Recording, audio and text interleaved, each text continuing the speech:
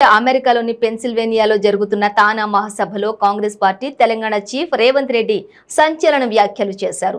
తెలంగాణలోని రైతులకు ఉచిత విద్యుత్ అక్కర్లేదని చెప్పారు. రాష్ట్రంలోని ఎక్కువ శాతం రైతులకు కేవలం 3 ఎకరాలు మాత్రమే ఉందని చెప్పుకొచ్చారు. ఆ 3 ఎకరాలను తడిపేందుకు 24 గంటల ఉచిత విద్యుత్ అక్కర్లేదని, 3 గంటల ఉచిత విద్యుత్ సరఫరా చేస్తే సరిపోతుందని చెప్పారు.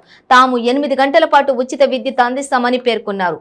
విద్యుత్ సంస్థల నుంచి వచ్చే కమిషన్లకు కక్కుర్తితో తెలంగాణ ముఖ్యమంత్రి కేసీఆర్ ఈ ఉచిత విద్యుత్ నిర్ణయం తీసుకున్నారని రేవంత్ రెడ్డి మండిపడ్డారు. మరోపక్క తెలంగాణ పీసీసీ చీఫ్ రేవంత్ రెడ్డి వ్యాఖ్యలపై బీఆర్ఎస్ శ్రేణులు మండిపడుతున్నాయి. అధికార పక్షం నేతలతో పాటు మంత్రులు, కార్యకర్తలు తీవ్ర విమర్శలు చేస్తున్నారు.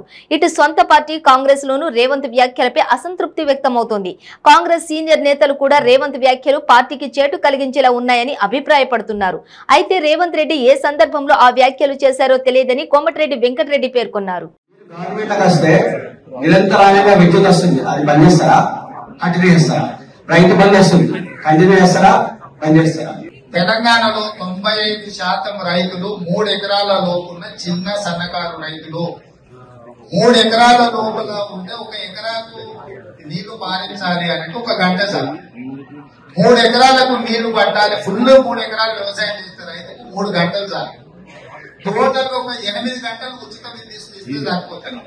కేవలం విద్యుత్ సంస్థల దగ్గర కమిషన్ గుర్తుపడి వ్యవసాయం 24 గంటలు అనే స్లోగన్ తీసుకొచ్చాడు.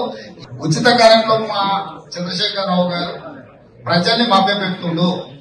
సో ఇట్లాంటి ఉచితం అనేది అనుచితంగా వ్యవహరించవద్దు, దాన్ని మన స్వార్థానికి వాడుకోకూడదని చెప్పి ఉచిత కరెంట్ విషయంలో స్పష్టంగా మా రైతు డిక్లరేషన్ అదేవిధంగా